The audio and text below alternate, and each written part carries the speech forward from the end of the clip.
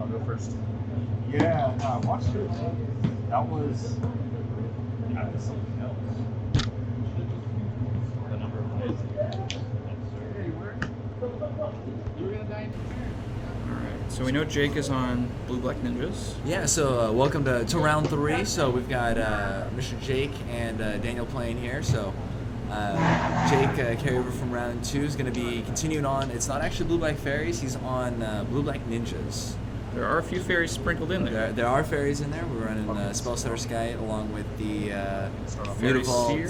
Fairy Seer. And we're going to start off with the Inquisition. We're going to find out that Daniel's playing Blue-White Spirits. So Ooh, it's not one we see very often.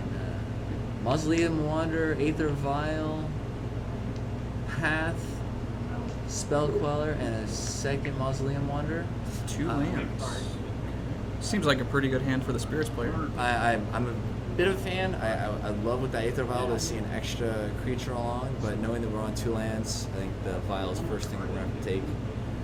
Now, Mausoleum Wanderers are going to have some valid targets in Jake's build, but Jake's build's primarily using creature abilities for all of his interactions, so we won't see too much use for them outside of the triggers on spirits entering the battlefield. They are flying blockers, though. They are very much flying blockers, which is really important for the ninjutsu. So looks like we're going to go with the Flutterstrand Crack. I'm assuming we're going to shock our way into a Holothon here. Yep. And get a Mausoleum Wanderer out and running. Alright, there's the Fairy Seer. So when we come into play, we're going to scry 2, topping 1, bottom the other, following up with Another one. Follow-up Fairy Seer. So I'm assuming that top's going to stay on top. Yep. The other's going back to the bottom. All right. He really likes that top card. So going into this, I'm not a big fan of actually Path at all in this setup, mostly because we're going to be working our way toward that ninjutsu coming out of Jake's side. Mm-hmm. It's going to be very painful. Well, most of those ninjas are, their effects is on combat damage, so maybe the path is decent here. You let them do the ninjutsu, and then you path in. Oh, Path follow-up, right. I'm saying pathing the Fairy Seers. I see. So you're just going to enable the early ninjutsu. So with that Mutavault going on, we're going to be able to get 3 attackers in. Oh, here we go. Keeping just with the Fairy Seers.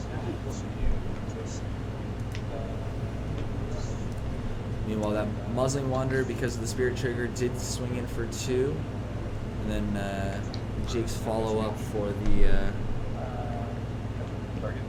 Fairy Seers. Looks like we're in the second main phase here. We're snapping for another Inquisition.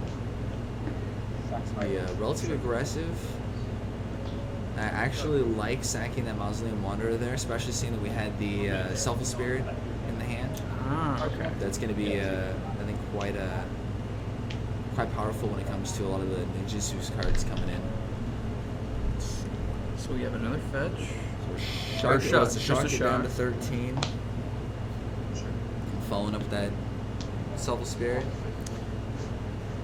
I'm not liking the path here, but ooh, we got Gift of Ruins. So if Jake doesn't have an answer for that right away, he might be in a little bit of trouble. It's just a free blocker. Or he makes something a free blocker. Right. Again, Muslim Wanderer getting that pump from the Selfless Spirit, being able to swing in for 2. Totals are pretty close. Now, on this point, it looks like Jake's beating on the pass back. Didn't get a good at what's in hand. We are... Tyrant's Form. The new Tyrant's Form out of Horizons. War of the Spark. Or War of the Spark. Thank you. Exiling creature costs 3 or less. Yes. Or Countering countering spell that I think it's kill a creature or is it bounce a bounce something? Something like that. Alright, I can look it up right here. Yeah, I like the attack here. I think you force the issue on the Selfless Spirit. looks like we're going to be coming in for 4.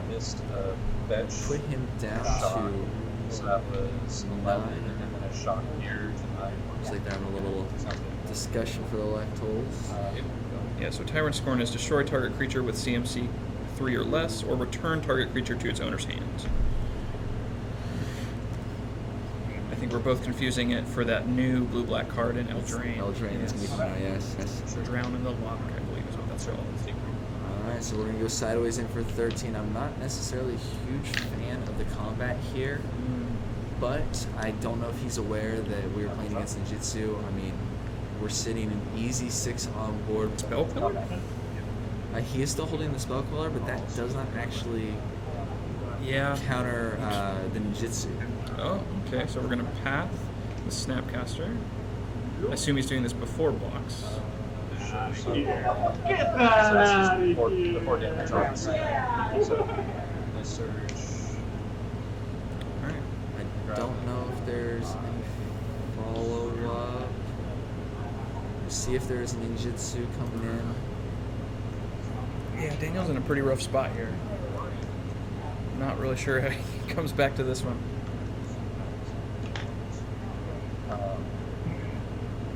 Move to blockers. So I'm gonna Yep, there is a Ninjutsu coming in. So this is going to actually make the combat swing in for 3 opposed to the initial 2 that was looking. I believe this ninja lets him draw a card for every attacking or every ninja that deals combat damage. That's right, okay. So he will be taking the 1 extra off plus the Pharisee. It does go back to hand. And this is already after blockers have everywhere, so you can't flash in and block that. I do believe we're going to be I think at this passing back.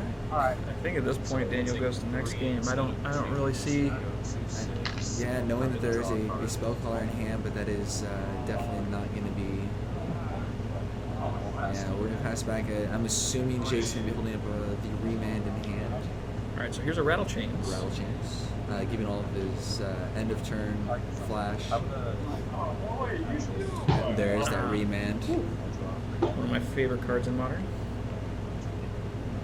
Daniel does get the ability to cast in and get a spirit trigger for the Mausoleum Wanderer, but at this point in time, knowing we have Spellcaller and Rattle Chains in hand, not knowing that third card. It looked like maybe another Giver. Just all I saw was white cards. I think this is a really aggressive attack. Putting Jake down to 10. So he's got he's got the Mutavault here too. Yeah, with that Mutavault, we're looking at 5 on the board. Could possibly even have yet another ninja, and one of the top end ninja is the 5/4 that lets him reveal the top 2 cards off the opponent's library and cast them for free this turn. So looks like we're going to start off with the land fetch. It does appear we're going to be looking for a basic, taking only the 1. And I think this opens him up to a great combat because he gets to activate Mutavault, swing in with all 3. Knowing Daniel has at least 1 creature he's going to be able to put into play 2 block, he's going to have multiple targets to be able to get back. And I'm thinking this one's going to be all said and done. Still could not see the cards in hand for Jake. Every time I draw Oh, this flicking makes it real hard to see what's going on. Alright, so we're only going to be coming in for the 3. Looks like we did pick up another path. Okay, so he can't ninjutsu at this point. I don't believe. Nope.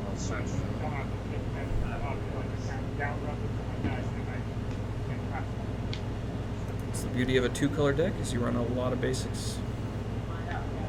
And I think the big out that Jake's going to be looking for here is some ninjutsu value. I mean, that's going to be the one saving grace. The Daniel being tapped down to 2. We know for a fact he won't be able to cast out Spell Queller. He will be able to do that Rattle Chains though. Yes.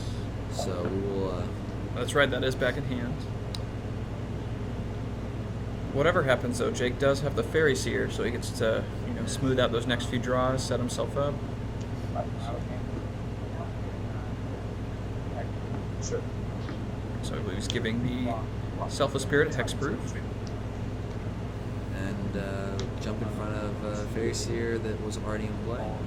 Second main, new Fairy Seer comes out, set up those next couple of draws. I saw at least one land, possibly both lands. Oof. Instantly sending both of them to the bottom. And I do believe we have the 1 mana black changeling, cannot attack, or cannot block, and cannot be blocked. That's right. Very good card for the ninjutsu deck to be running. Very easy to get those single points of damage through. Easy for the ninjutsu because not being able to block or not being able to be blocked. Again, this is putting Daniel in a very, very rough spot for coming in, staying on the aggressive swing for 3. I think that's really all he can do right now, though, with the changeling not being able to be blocked, and the Fairy Seer just trades with whatever Daniel has. So. Well, I mean, we know that Daniel does have that spell caller. Yes, That's something that I think he is holding on to. Wait for the perfect moment. I do believe at this point we're ready for that Mutavault to start coming into the red zone. Yeah, so this is an attack for 4. And There it goes. he has to jump in front of Mutavault. There's no option but to. Because if he lets that Mutavault through, and ooh, all right. Oh, okay. So we're gonna be letting the 3 in, and here Yeah, comes and that there it ninja is. Z, Yeah. becoming a 5/4. Instantly takes the game right there. I think the game is still probably over, but yeah, he gives himself at least one more turn blocking the Mutavault there. Well, that game is over either way. Any of those blocks, because that the ninjutsu that comes in is a 5/4. Oh, that's right. Yes. So any way he blocked, he was pretty much dead. Coming out the side, I don't know. Not a big fan of the path. I am liking the. I think I saw not detention sphere. The damping spheres is what I see. No, he has the. Deputy detention. I'm a fan of that. That'll be able to deal with the changelings. Jake's end, I do believe we're going to be looking at dismembers. We want to make sure we can deal with a lot of those creatures the second they come in before you get any Draw Skull Captains in, giving them all hexproof. I imagine most, if not all, of the remans come out because they're just so bad against Vile decks. Yes, they are. I mean, counter spells in general are, but especially with these spirit decks, remand is not a good draw. Looks like Daniel's looking at a path, and I did not see the other card. On his end, coming out, I would be looking a bit more myself at.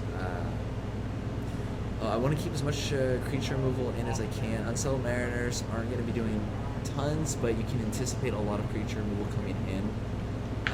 Leaving 1, maybe 2 in the main is probably a good idea. I think the other card in was a Kiora? Not the Kiora. Kira, Great Glassspinner? Yes, the Kira, which, again, making it harder to target the creatures could be very beneficial. It is a spirit. You do get some synergies out of that. Do we know if Daniel runs Thalias? I saw them in the side. Okay. Personally, again, Jake is a very creature-centric deck. That's very true. I could see them coming in for some of the remand, Inquisition-based effects, but as the game goes on, Jake's going to be looking for a lot more creature into the battlefield value, way more so than any of the actual instant sorceries. Again, also feeling that remand, stuff like that coming out, your biggest counterspell is going to be Spellsutter's Kite. Yes. Which, again, gets around a lot of those kind of effects. So, I'm not a big fan of Thalias. At the same time, I could see the benefit for Mutavaults and some of the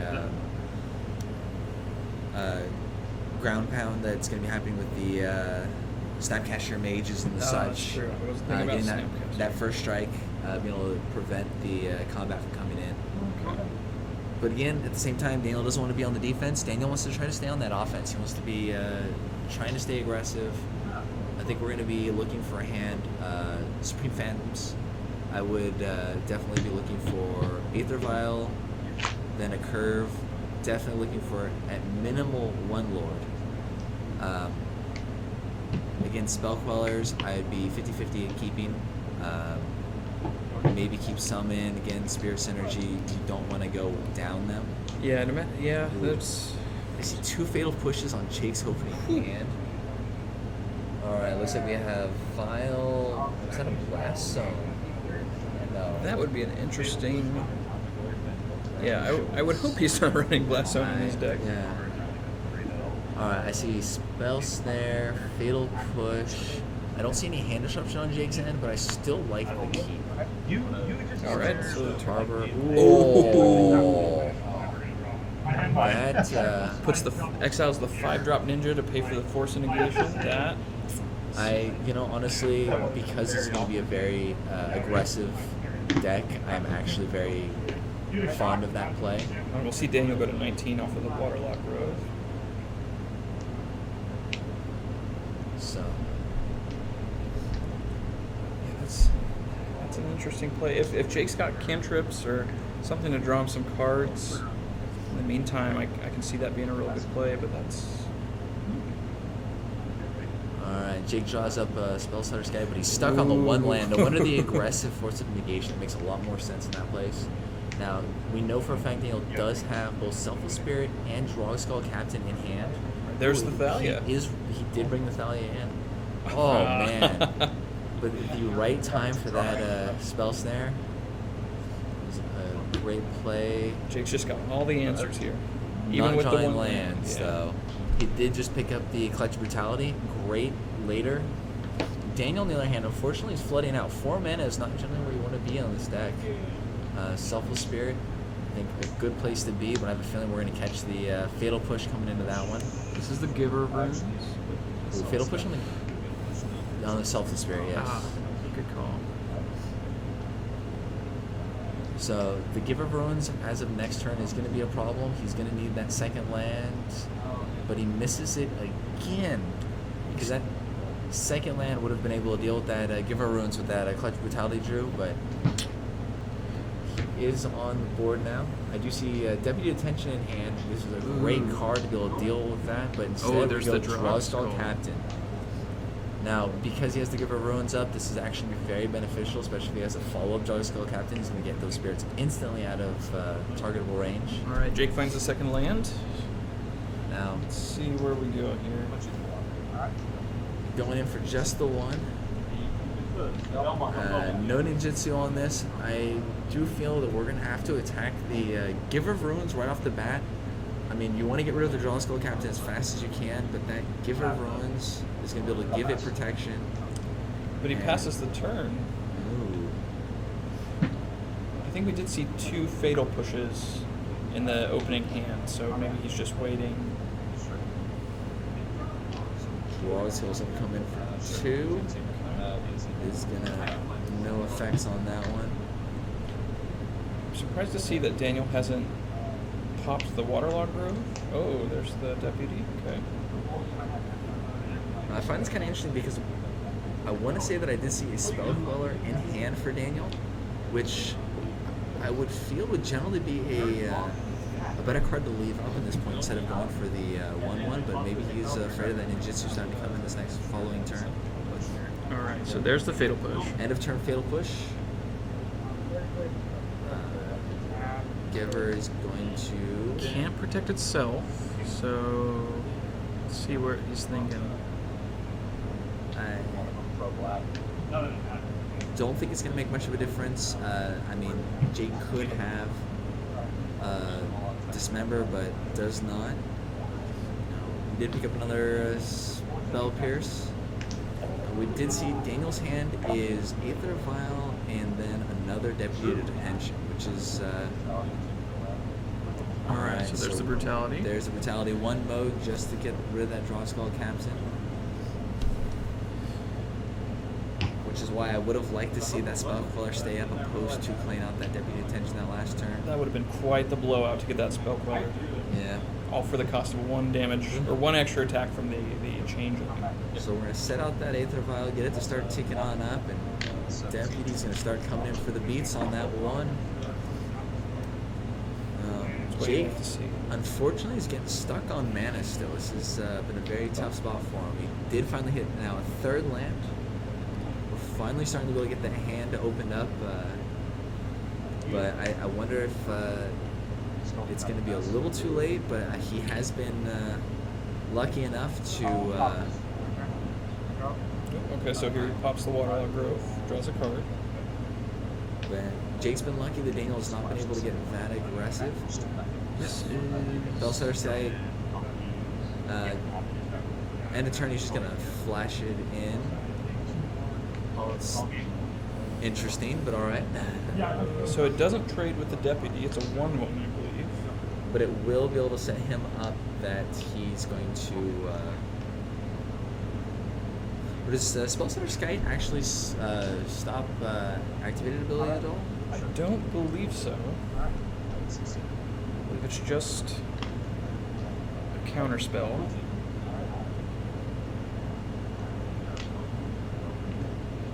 I'm just wondering why he did. Oh, I guess he doesn't want to play into the spell Skite. Maybe that's the play there. Yeah. Or not the Spell Queller.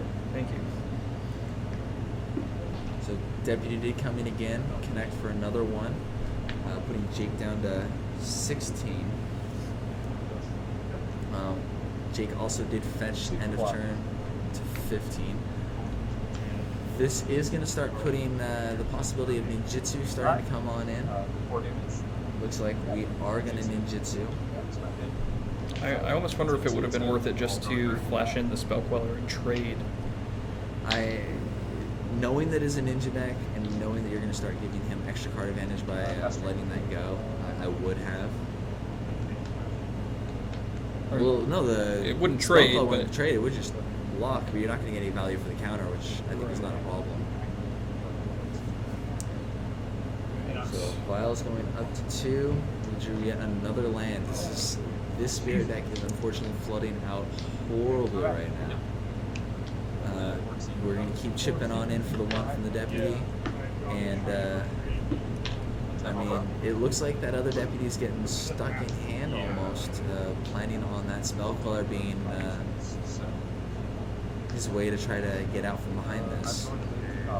Yeah, it seems like Daniel's hand is it's either lands or very reactive. So I'm drawing a lot of his proactive cards, like our Mausoleum Wanderers, the Drogskull Captains, Supreme Phantom would be a great card this here. time we are going to flash in the Spell Queller. No value for the counter, but being able to keep Jake off the card draw and keep his life total up a little bit, that could be very relevant. Looks like they are going to let that damage resolve as is. Follow-up is Liliana the Last Hope, and this is going to plus on that Spell Queller, and this is going to finish it off. Oh, man. Now, this puts Daniel in a very tight bind. That's Liliana, if unchecked, is going to definitely...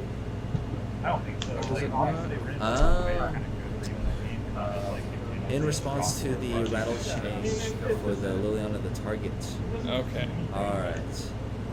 So that does keep that Spell Queller alive. That does also give him a chance to hit down that Liliana. Yeah, I think this Liliana's just dead here. Yeah. Rattle change is a 2-1, I believe. Rattle change 2-1, Spell Queller that 2-3. We're going to be able to do 4 in the air at it. Jake's going to have no way of being able to stop responding to that. And again, it comes down to Jake missing those land drops because he has that spell snare in hand that would have easily been able to deal with that rattle drops. Instead, we go with an aggressive Deputy Detention again. I'm not the biggest fan of some of these plays in the Deputy Detention, but looks like we're going to be detentioning that Liliana and then coming at Jake for 5. Yeah, you get in a lot of damage here, but 1 removal spell, and he just gets to start Jake just gets to start picking away at his board. Okay, so we have a Mausoleum Wanderer. And that is going to be able to help him protect those spirits from any of those spells coming on in. But I do think that the spirits finally did start to get their feet. Oof, Jake's going to take a shock. Down to 7, and this is going to be definitely in the danger zone. He is looking at 7 damage across the board as is, but that spell queller is definitely going to be the end, I think, of this game. Spell setters, right, not going to be able to respond at all to that spell queller. That is just going to finish him off. Looks like Jake does think he has something for this next turn to at least prevent some of the damage. That is what the kids call a yikes. We may look at flashing a spell setter site, but I think that any way you cut it, Jake is just dead on board. So we've got, let's see, 2, 3, 6, 7, 8, 9 damage as is. Yep, and there we go. We scooped it up. Yeah. So I think Daniel did get definitely lucky that Jake missed a lot of those land drops, and Jake was able to stay in that game solely based on Daniel flooding so hard. I mean, that Blue White Spirit stack, I mean, if you're hitting more than 3 lands, I think you're generally in a flood in it. Yeah, with Jake's deck, you want those 3 lands, but not at turn 6, 7, and 8. You want to hit your first 3 land drops really bad. So going in on the play for Jake, I think we make sure we're still super interested in those 1-drops. Can be blocked, very relevant. We did see the Thalia come in off the side. I think we're going to have to play around that a little bit more, try to focus a bit more on that creature package, anticipating. And but I mean, I think we still have to lean very heavy on that removal, and I mean, just not miss those land drops. Yeah. That being the biggest thing. Yeah, keep a hand with maybe at least 1 Fairy Seer.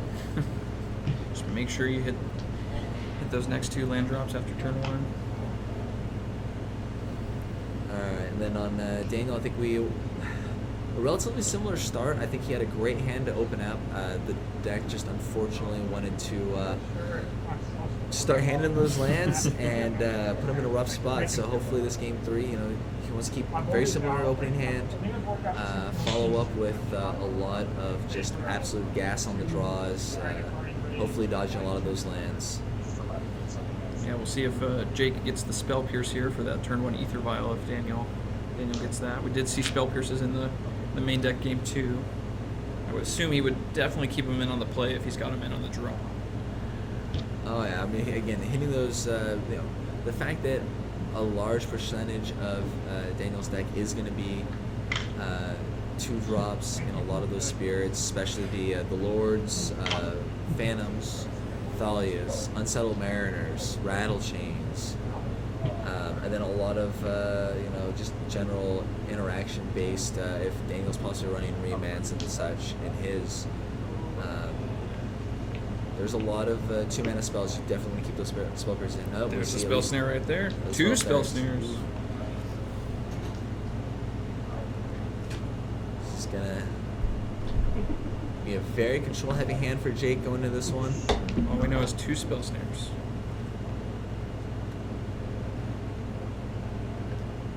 I'm seeing a lot of lands over in Daniel's hand. I'm not liking this, but he decides to keep. We're going Pluto Delta. Oh, there it is. There's the turn 1 Aether Vial. Fetch off, and here comes that Force of Negation again, right off the bat. Same play, exile the same card.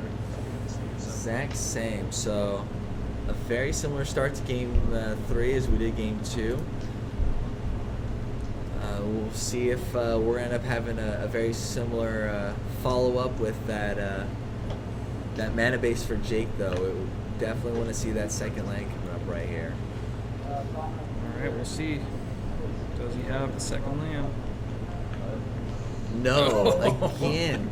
2 games in a row with the 1 land keep with interaction. The spell snare coming in handy. I spell stare again. This is almost an exact repeat of this game 2. Yeah, we're just replaying the footage here. It is a follow-up turns after follow-up turns. They're all Oh, and here comes Ooh. the. Does he have it? And He here does comes have that it. second spell stand. because it's going to leave Now, without are we gonna finally hit that second land drop? No, but we do get an Inquisition. That Could be hand- sandbagging it. Ooh, Draw Skull Captain, Unsettled Mariner, and Giver of Ruins. I think here you have to take the captain. I think we have to go with the threats. Unsettled Mariner, though, once it sticks, is going to be a huge problem only sitting one land. That is very true. It's going to I- be very taxing. I think we're almost priced into taking the Unsettled Mariner.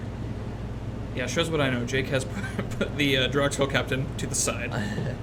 I will say if Jake has another land in hand, we keep it, but no, we don't. So yeah.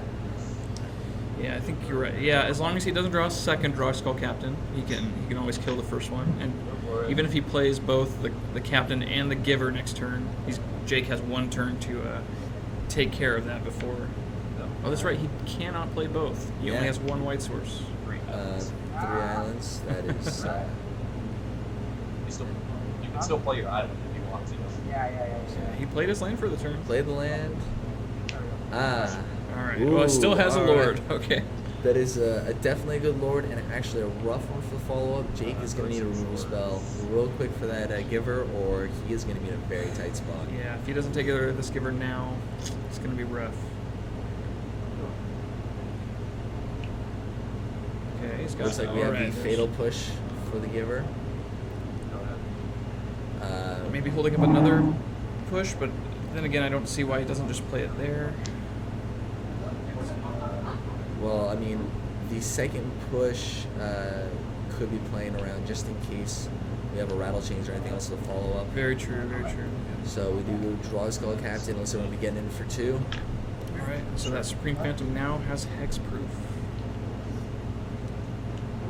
All right, Jake's finally hitting those lands. So I think either around the same time or maybe a little earlier than last game. I got this land. But with these two lords in particular, he's in a tough Play spot. this in the spirit. Ooh, is that a plague? Or I mean, a plague engineer? It is. So all those spirits are getting -1/-1, negating one of the lord effects across the board for each. This right now. So we're going to be swinging in for 3, it looks like. It's going to give Jake a little time to stabilize. Alright, now with that cavern out, we have an uncounterable Selfless Spirit, and that is going to put Jake in a tough spot with the possibility of giving everyone indestructible, along with having hexproof on that Selfless Spirit. Jake was just making sure he even has a turn with that Selfless Spirit on the board. Or maybe they were checking to see if the Plague Engineer kills it there. I'm not sure. No, it's going to come in with... Ooh. So this is going to put him in a tough spot. The sacrificing does not matter because it's minus... Yeah. Oof. I guess Daniel, being the gentleman there, he said he sacked it, so he sacked it. That is very kind on his part. So now we've got the engineer coming in for 2. And that Supreme Phantom is now a 0-2, I believe. Yes. All right. So they are going to let him Okay. keep the Selfless Spirit. That is a very fair call on that one. Jake's a good guy. So it still has 1, right? It's just a 2-1. Yeah. Okay. To listen to the audio later and see what they're talking about. Sure. So we are going to be able to get in for 1. Oh, One. yeah, yeah, this is, you want to put this back? It's the power play attacking with the 0-2. Sending the message. All right. He decides to keep that one up. Now that is actually not going to be a good blocker with that Plague Engineer on the board. That Death Touch will instantly kill it and kill that Selfless Spirit right along with it. So we're going to need to... I suppose that it plays around the Spell Stutter Sprite or some flash 1/1 that he can block on Jake's next turn, but No, it's still a 2-1. not too much upside to just not swinging him with the team. Oh, that is true. This Selfless Spirit is actually still swinging for 2 because of the Supreme yes, Fan. yes. And then we do have a Fatal Push going for the Supreme Fan, which the Spell Caller is able to grab.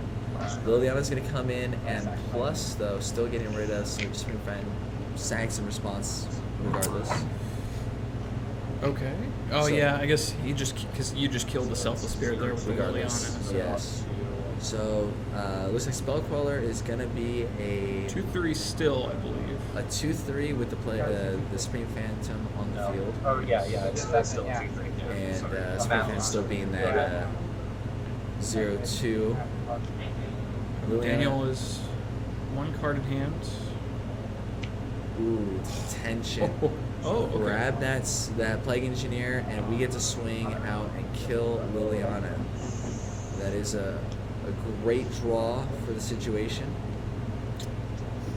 All right, let's see what Jake's got here. Jake is in a tough spot, having to pass right back, hoping that he maybe has some quick interaction on instant speed. He does not. So this is an attack for 5. Jake to 7. 5, that is correct.